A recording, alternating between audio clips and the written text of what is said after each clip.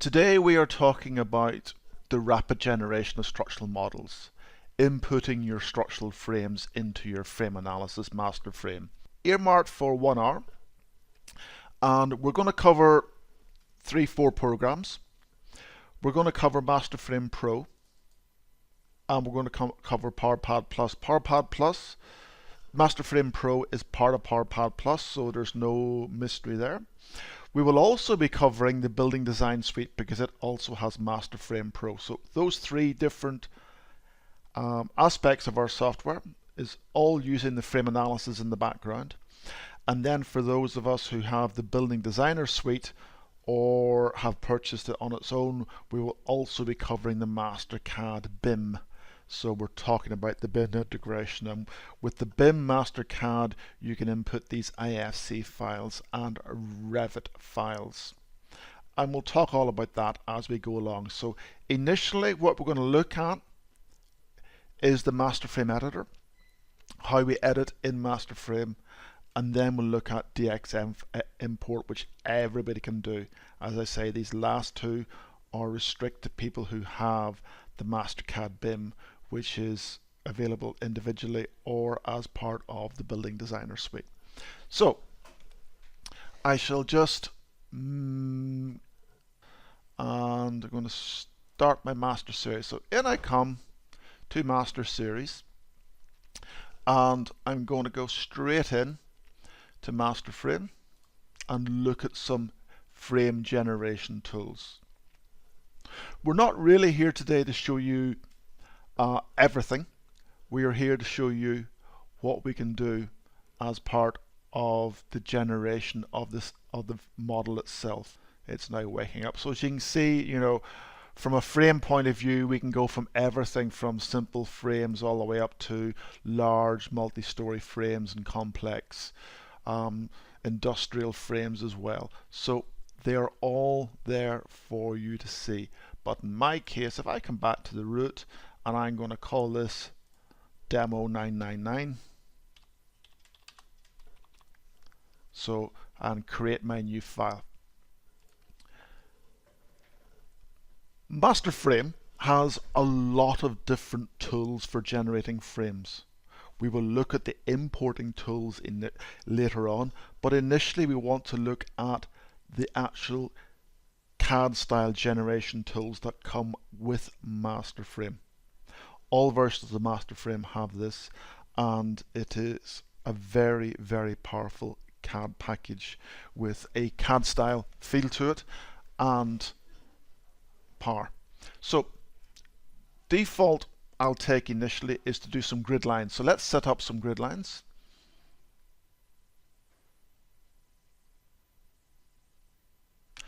And we can set up some basic orthogonal X and Z grid lines, or we could do curve and rotate it. Now I'm going to set up 4 grid lines at 6 meters interval, and then I'm going to set up 5 in the opposite direction at 4.5 meter intervals. And I'm just going to say OK. And that's going to give me a basic skeleton of 5 along the X, a 4 along the Z. And I just like to see my axes. So there's my axes on the screen. So I can add in another grid line by saying very simply I want to add a grid line E, so A, B, C, D, E, and I can tell it very simply that I want to hover it. So I locked onto that point, got a wee X on it, and I can just type in the value I want this grid line to be, 3.25 meters away, and it draws that extra grid line for you. I can take any grid line such as grid line D, and I can edit that and make that 17.5, enter, and it jumps back. So I can do those. I can very easily come along and say let's create multiple grid lines, and let's do them in the other axis. So I can say coming from this point I want to come out 5 meters, and then I want to come from here. It's all right. and I want to come out 3 meters.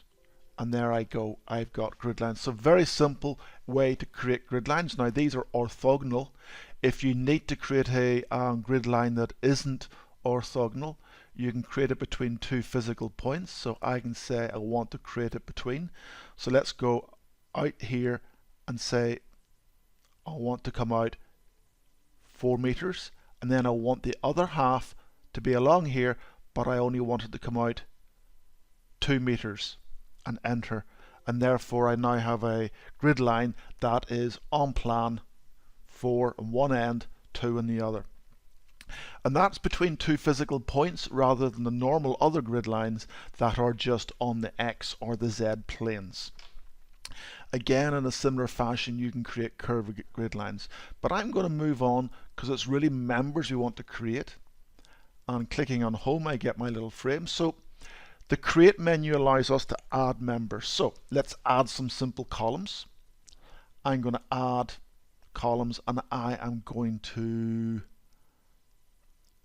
scroll down here because I'm on a smaller screen just so that we can see. And we're going to add this above. We're going to grow up above the current level by 3.5 meters. I'm going to make these into UC so we can set the section size as we go, and traditional 46. So set it there, there, there. I can change around my beta angle. I can even ask it to use the beta angle based on what the nearest grid line is. So align to nearest grid line. So if I go there, it's on that one. If I move over and do it from that end, it's here. So that's rotated through 90 degrees very simply by just coming and telling it very gently that it's on that grid line. So that's an easy way of adding members. Naturally, you do not have to stick to grid lines. You can, just like the grid lines themselves, you can then say I want to track to this point, or you can go hover, get a point, and then say I want to go 2 meters out, and hover and get it in there. So very simply, and that's a tool just for columns. Now, beam members is other members. Columns are unique because they can have a very quick application.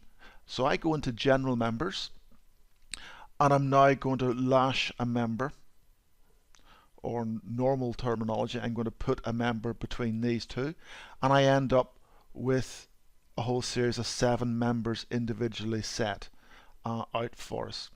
Now, if I'm going to front view, and I'm just going to turn off the display of the grid so we can see it's a bit clearer, I can naturally draw members from existing members.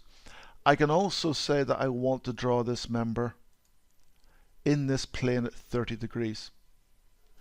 I want to draw it along that member and 3.5 meters up. So it's 3.5 meters up, but on the diagonal. If you then decide to put another member vertically down, that's not a problem. Again, you can come along and very simply you are snapping to what would be in fact a third point. You're snapping there perpendicular, and you can see it coming in perpendicular. You can also decide that you want to snap. So if I put a member there, and then I put another one here, if I want to get an apparent intersection, I can do so. So that's given me an intersection between that and that. Very simply. The nice thing is we always have these undo facilities available to us. So I'm not worrying about the section size each time because I'm just demonstrating some of the tools that you have. Now, if I was to make this into a truss, I would probably come along, snap that, and then draw another one vertically down, and possibly one horizontally.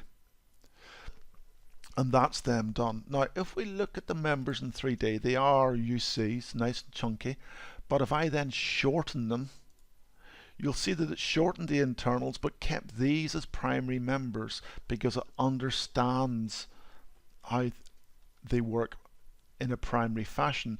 Now for a truss you may want to not make that into a single primary member but into two separate members. That's not a problem. Now we've seen how we can draw any member offset. So if I wanted to start a member and start the first position 1.5 meters out, all I do is I come along, wait for the wee X, got the X, move along to my 1.5 and type it and press enter, and then move up to the next member. And that's how easy it is. And you'll see that that's a different height. If I did an undo, we get that 1.5 meter snap, and you'll see also that we're not getting anything, and I'd like to have another snap there, so just hover over that. Now got it, and now should have that intersection point. We have a whole series of facilities in here.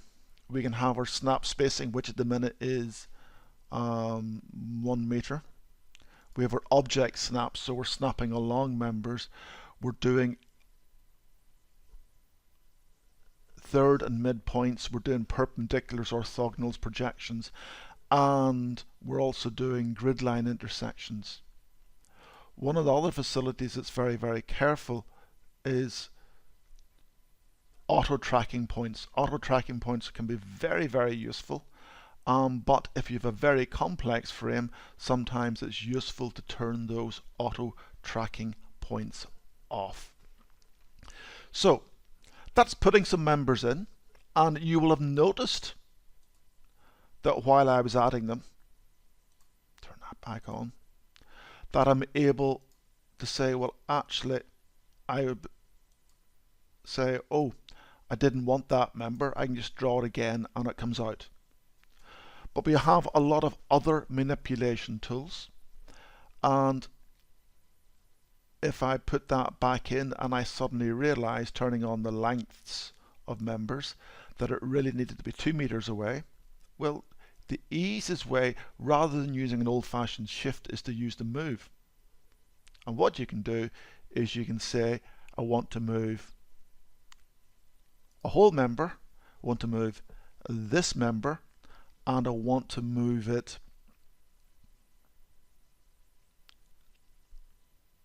1 meter in the X, so minus 1 meter. Just minimize that so I get this in full preview. Over it comes. Yes, I'm happy. Now these are all drawn short, as you would expect, whereas this isn't. If I suddenly decide that I wanted to lift this beam up, I can now do a clear, take this member, and I want to clear that, shift it by 1 meter in the Y, and if I say preview, and I'm going to turn off this shortening, and I'm going to turn off the 3D for a second, and I'm actually going to turn off grid lines, so I now see my frame. There we are. And if I shift it, it lifts up. Now the member wholly connected to it lifts up, but not everything else. So what I can do is I could instead say, let's do member ends and clear, and say I want to move that and that end, I want to move that and that and that end, so it leaves that member down there, and preview, up they come, and I think I missed one here. Yes, I didn't get that one.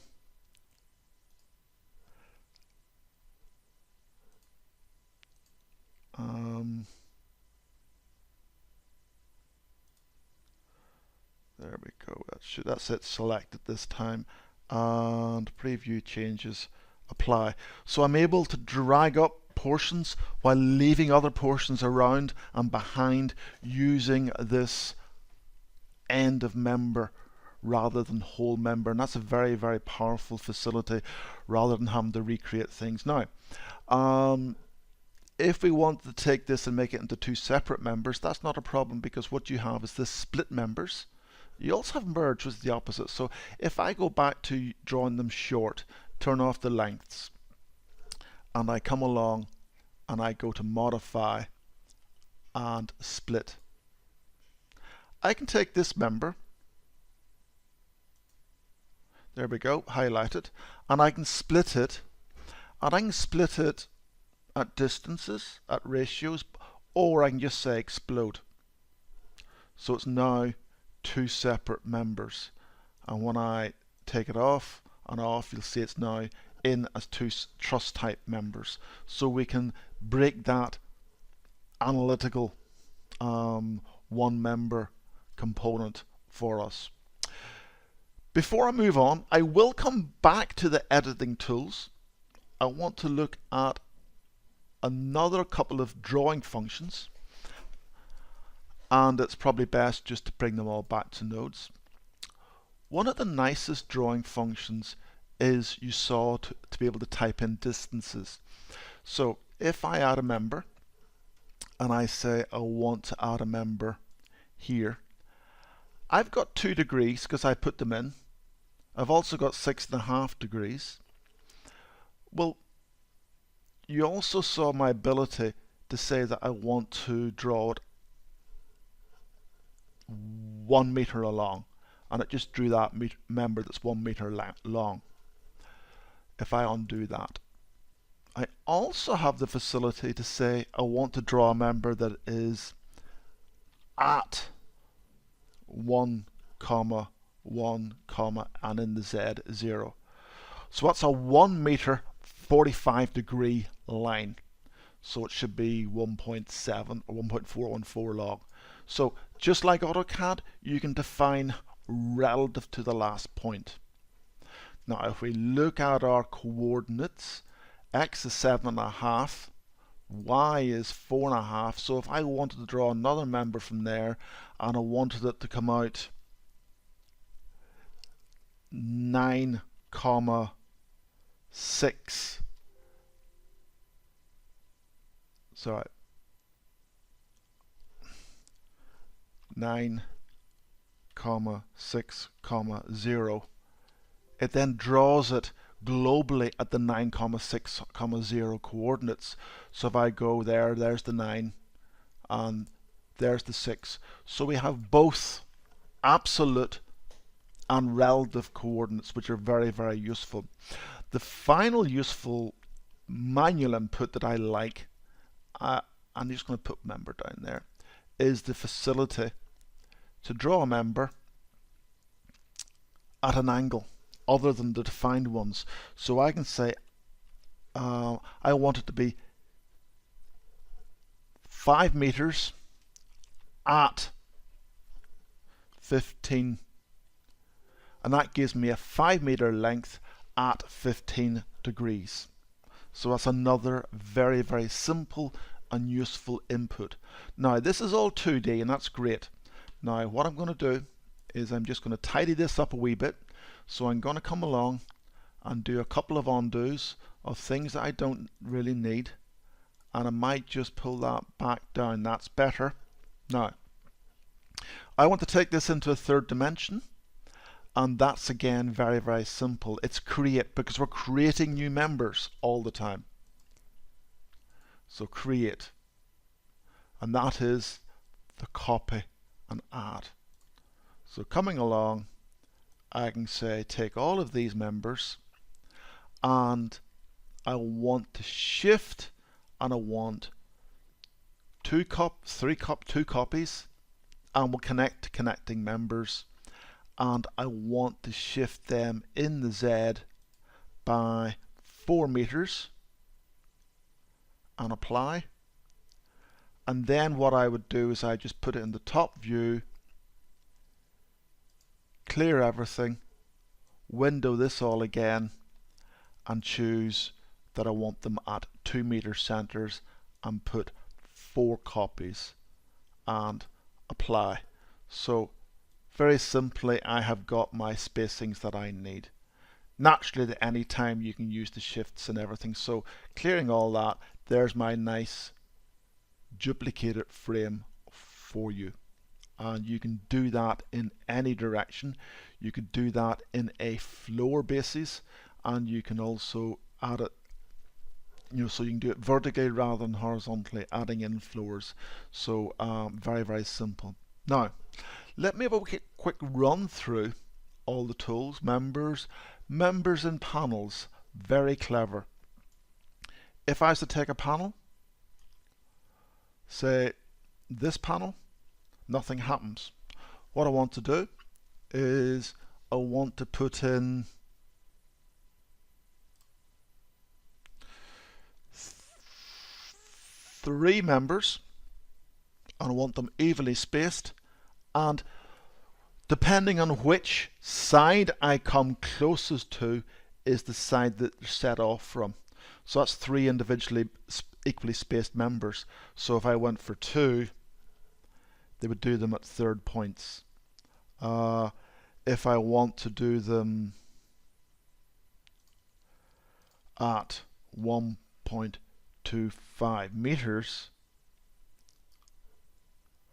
I then need to say how many I want. If I want 12, it's going to give me 12 panels. If I want them fill to extents 1.25, it's going to give them 1.25. So it's starting at that end, whereas in this case it starts on that end, likewise from that side. Now obviously you just need to be careful you don't get carried away. Obviously there's nothing left in there for that to do because it's 1.25 by 1.25, and in my case I'll do undos. And those panel tools work on both regular and. So if I was to come along here and say I want them to be spaced at 0.5, you can see I can even do that on the diagonal, from the top down, from the bottom up, from the right. So there's no reason why I can't do them that way as well. So this is not just for orthogonal panels, but any panel that you want to do. Very simple. The other create tool that's of great interest to you here is the bracing. So you're coming along and you've done your frame and you want to put some bracing in. Rather than having to put the bracing in manually, you can say I want flats and I want a 150 by 10. That's a bracing member, tension, release ends, tension only, and all you need to do now is to tell it to diagonals you want it to go in, and in it goes, very simply. If you're doing one directional bracing, and in this case it wouldn't be tension only, you tell it start there, end there. Now if you were doing it on multiple stories, you actually do it from the top bottom to the top of the area you want to do. I'm going to come out of this and I'm going to step back now. So that is tools for generating, editing in MasterFrame. And I'm just going to come back out of this, File, Exit MasterFrame, and take you into where you learn how to do that. So Learning Center, interestingly it looks like a book, really should be a video I think. And I'm just going to pull up my Learning Center. Here I go. So current videos, I can learn about how to do things. So editing, I can look at this create menu and I can see all the videos on adding grid lines, adding levels, adding new members, adding columns, adding panels, and then move forward to the next one on adding vertical bracing. If I was to come back to view all and I went in here and typed the word brace, it doesn't have any bracing in the keywords. I'm just trying to see, and close that. So we're in downloads actually for some reason. I just back out of that into there. Should have found bracing. The searching does work. If I come in, editing,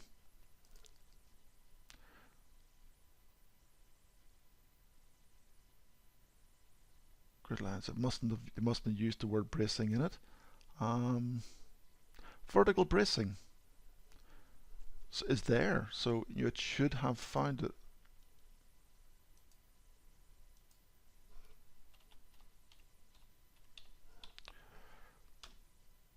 There we go, it did find it. I think I must have typed a letter wrong in my searching. So there are some very good videos available to you. Naturally, when you're using the software, you also have the tutorials that take you through all the processes. So that has been creating a frame using the inbuilt CAD editor in MasterFrame. Quite frequently, you will end up with an AutoCAD drawing. And I'm going to take two AutoCAD drawings for you. This one is a wee house extension, and as the engineer I need to put some steel members in to pick up these new beams. So I have created using the red line. I put out my framing members because these ones out here just sit on the wall, so I'm not interested in those. And all I'm going to do is, if I look at my layers, I will see, just so I can see it at the top of the screen, a layer called MS for MasterSeries. Now I just hide that, turn the layer off, you'll see it disappear. So putting that back on again. So the golden rule is, rather than trying to be fancy and import everything, just import the layers that you want. And I always recommend you draw a trace outline layer. Now if I wanted to put a column in here and have it come in, I use what we call the point facility. So if I just go point,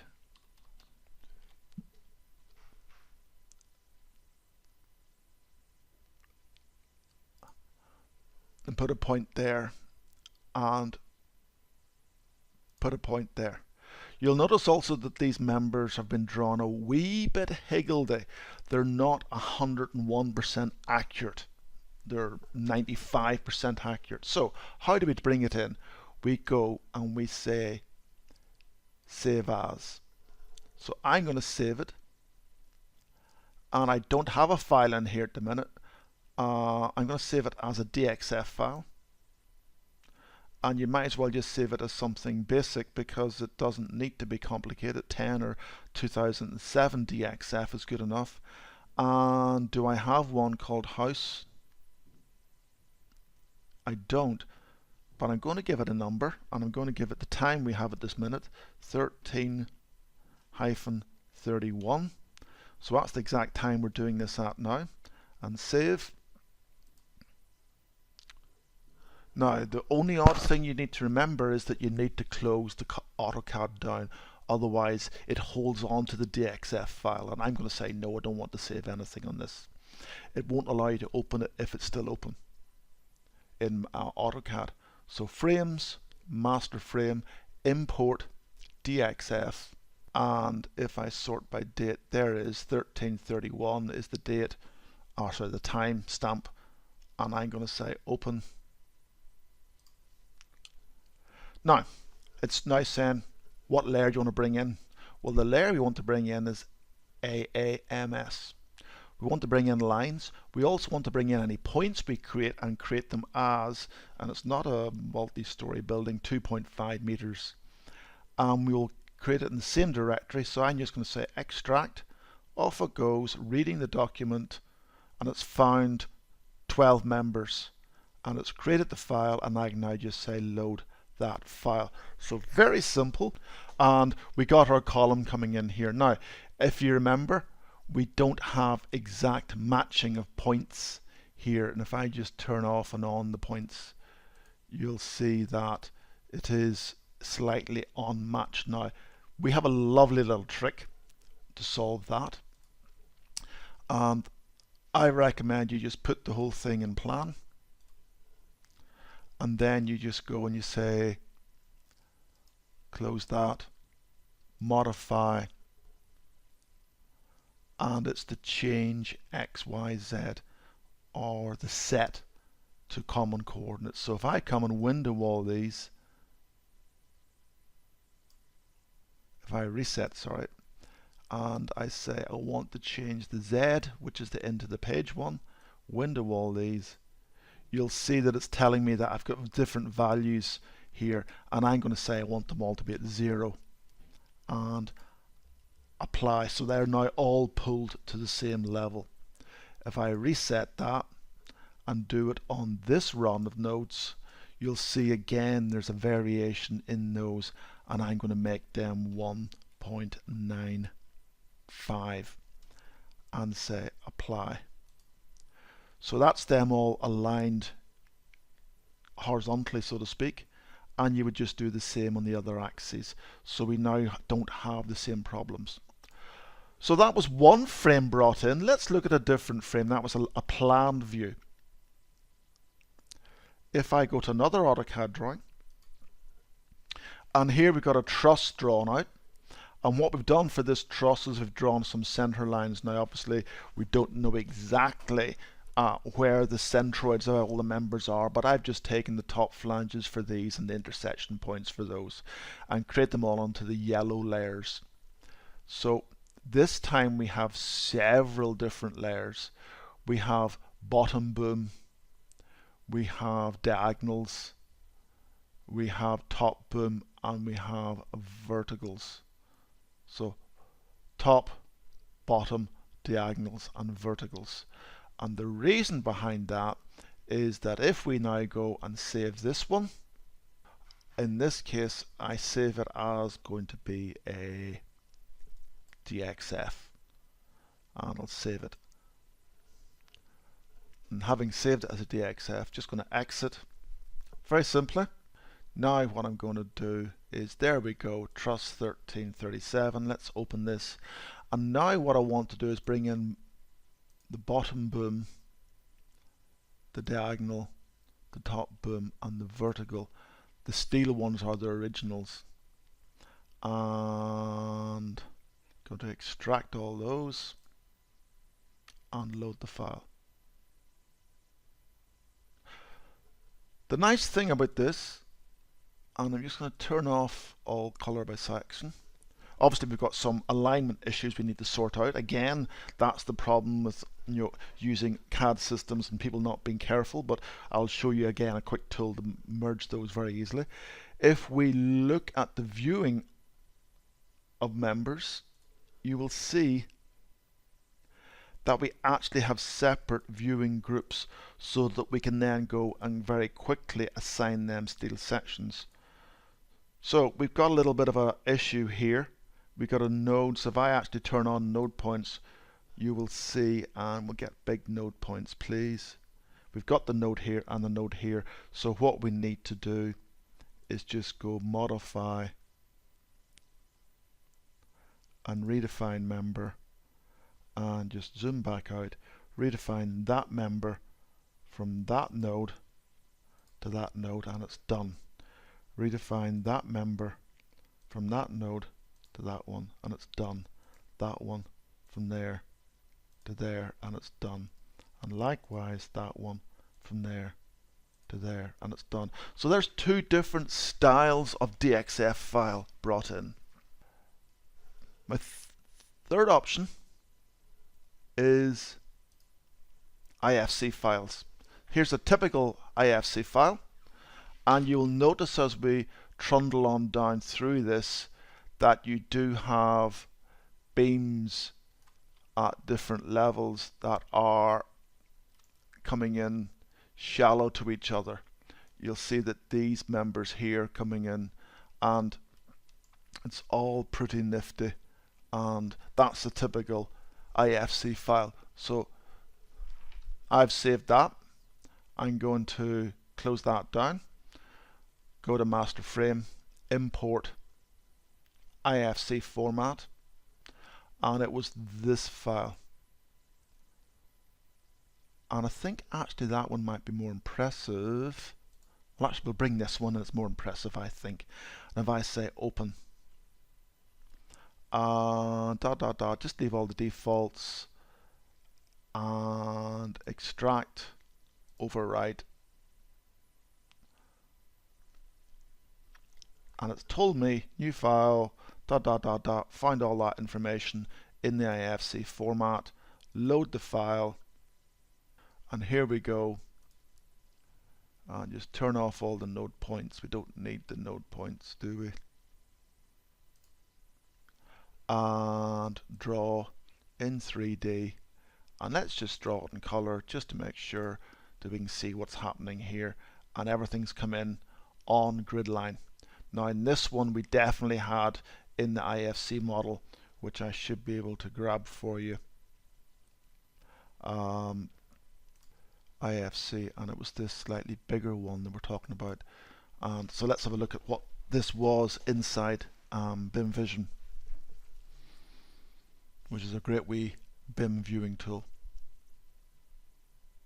So if you zoom on down, you'll see that all the beams here were set flush on top, as your fabricator wants to see them, and as you would expect. But from an analysis point of view, when we went back into our system, it's put them from an analysis point of view all center lined, so that you have a simple analysis tool. So very, very detailed IFC in out for you, and gets you started very, very quickly. Now let's move back up to what I would call the Rolls-Royce of BIM integration, and that is Revit. So let's take this drawing. This is one of AutoCAD's or Revit's standard drawings, and it's in concrete primarily, with a wee bit of steel around here underneath this slab. So if I was to come, what I need to do, and it's different from everything else in that we need to have an add-in called the MasterSeries Link Manager, and that's very easily grabbed and installed on any machine with Revit on it from our client area. So if you do that, you then have this, and we now come along and say, right, let us create a brand new link. We're starting from scratch, and again I'm going to push this, and just for simplicity I'm going to push this into that directory, program, data, MasterSeries. There's my favorite directory, and we're just going to push this in here, and we're going to call it demo link, and the time is 13-46, and we'll save that. So full model link, going to save that, and we're going to submit the changes to the link. So we're going to submit this to this external file. So this is a file that sits between the MasterSeries and Revit, and it's the file that you use to exchange. And the beauty of this is, means that you don't need the two programs in this one computer. So let's just close down or minimize that and go into MasterFrame, and we're going to start and create a brand new file from Revit. I'm going to import, going to connect to the link, and I think I put it in here. I did. So there is demo link. Open, save it, and we're going to create the brand new file. I'm going to import everything FE surfaces the lot. So off it goes, finds everything, and we can then load that up straight in to the MasterSeries. As I said, it's a steel little bit at the front there with primarily concrete. So go into 3D and you'll see you've got your steel around there at the front. You get all this concrete. You've got your slabs come in automatically because I asked for all the slabs for flat slabs. And what I'm going to do now, just to give you another idea of what we can do in the create, is I'm going to add a frame that I created previously. So I'm going to go to Tommy's demo files, MasterCAD, and I think I actually put it in here. Yeah, I did. So we plant room, and there it is.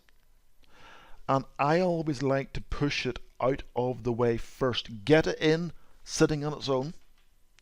I just think it's easier, although I could move it to an existing node. I'm going to bring it in at 15 meters. So if I look at that in front view, it's coming in at 15 meters. And I'm going to say apply. And there we go, sitting up at 15 meters. And I'm going to turn off all my pins. What I'm going to do now is I'm going to kill the supports just so I don't forget them. Very simply. Restraints, static supports, and it's not that group. It's in that group, and I'm just going to take those out. And I missed one. Don't know how I missed it, but I did. And now I'm going to float this over into the right location. So I'm going to float this over to about here. So modify, move. Let's move it. And we're going to move whole members. And we're going to move all those members. And we're going to move from, I'm going to say from that point, I'm going to put this exactly at the center line here and say apply. There it is.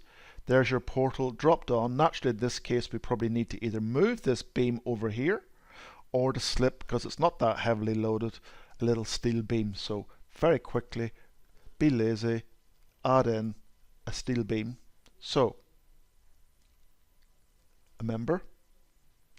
I'm now going to, and it's easier again if you work without the 3D on, because we can see where the rail nodes are, and we can go from there. We're going to call it, yeah, we'll put in a big one, a 457. And the nice thing is I don't need to connect there. I just come across to there and it'll automatically connect across. So I'm going to not just save that, I'm going to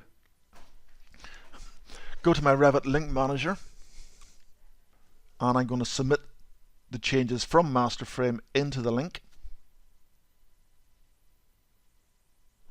And then I'm going to go back to my Revit model and the link manager, and I am going to,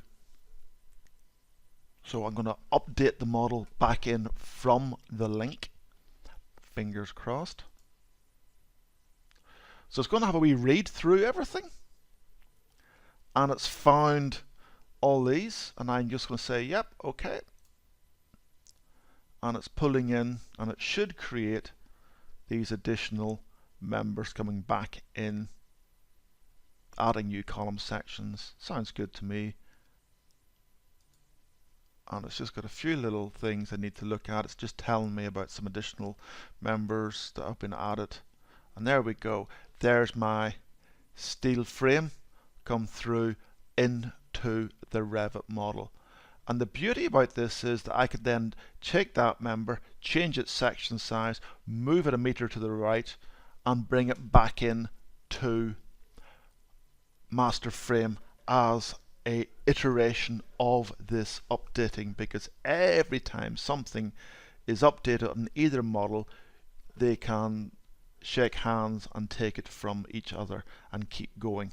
So the bidirectional link and its round trip from Revit is a superb, clever bit of engineering that we've done. So can you create in MasterSeries and then do it in Revit? Absolutely, Tim. There's no reason why, if we were to come to here and take a new project, we would need to first of all save it for some weird reason. Project 1, I'm going to say that'll sound good to me. And if I now come back to this and I bring in some other example file,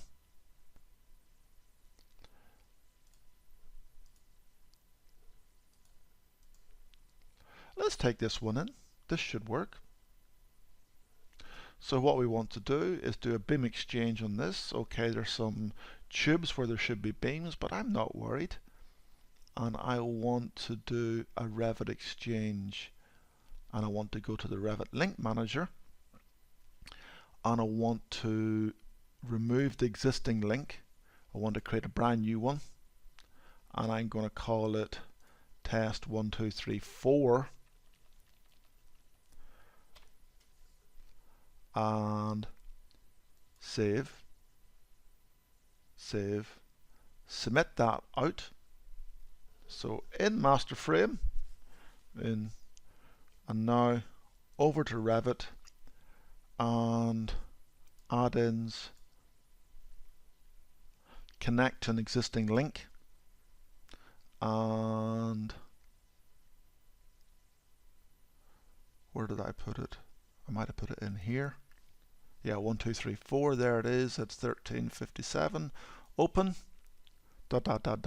Create a brand new model rather than updating. So while Revit's doing its work, we're just seeing the MasterFrame in the background there, but it is going ahead and bringing in everything.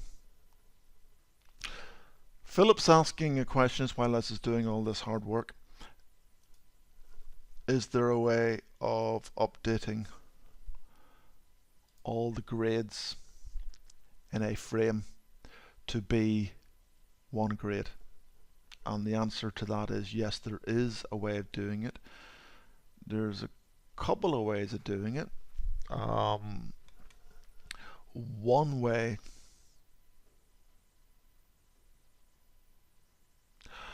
and I'll show you that in a minute. How did the no not to import the piles? Well, piles are not physical members that we work with, so therefore, just like purlins and sheeting rails or chairs,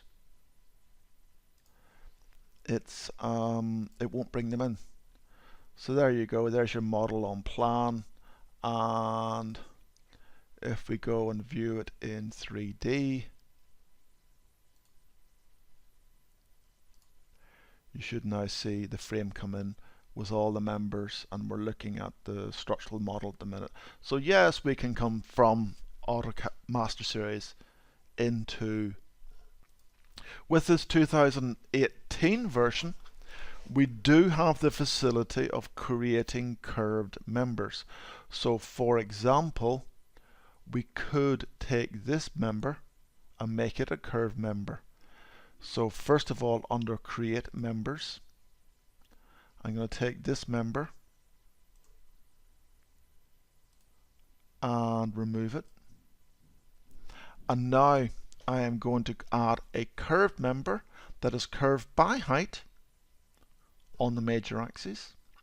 And it is going to be a 203,133. So take it from this node up to that one, and now we're asked for the height, and we're going to come off at 0.8, and there is the curved member done straight away. And of course, if you put all of these in as curved members, which you could probably do easier by duplicate than anything else, you can then put an FE surface onto that. Not an FE surface, a wind panel surface onto that. We also have the facility, in case you need it, to do,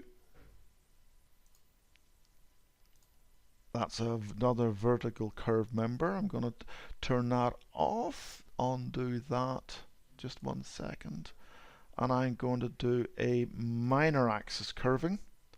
So from here to here, and then we're going to come out 1800. So it's curved in that axis. Naturally, you may decide to put another couple of trimming members or supporting members to that. Naturally, if you put this in with torsional restraints, fixed end supports, you can design that torsional member. One of the other facilities, and this isn't to do with generation but output, is that we also have the ability to produce GA drawings. And if I look at my frame, and this again is all part of this MasterCAD, and I ask to do a GA drawing, I have all of these, and I'm going to choose just level 1. So current, I'm going to go for plan at level 1. And I don't think this is analyzed, so I can't get my forces. But what I'm going to do, we've got a front elevation as well, which I will stick over the way, out of the way. But 1 in 400, don't think so. A1, 1 to 25, let's go for 1 on 100. And I don't know what the front elevation is going to give me, but this is my plan at level 1. I'm going to say that it is physically just the stick out lines, and we don't have center lines, but we will draw our columns below. We will label our columns, and had we got forces we would put them on, but I don't, so I won't. Well, let's turn them on anyway, but I suspect you'll find that there are no forces in this. And I'm going to say do everything, any moment above 1 kilonewton, any shear above 50, any axial above 25, and all to the nearest 5 kilonewtons or kilonewton meters. So let's export and load up AutoCAD, see what we get. This time, yeah, I'm happy to overwrite it. And everything is on layers, and just zoom in and you'll see all of those drawn nice and neatly with the grid lines, and where we have columns coming in, all the columns identified for you.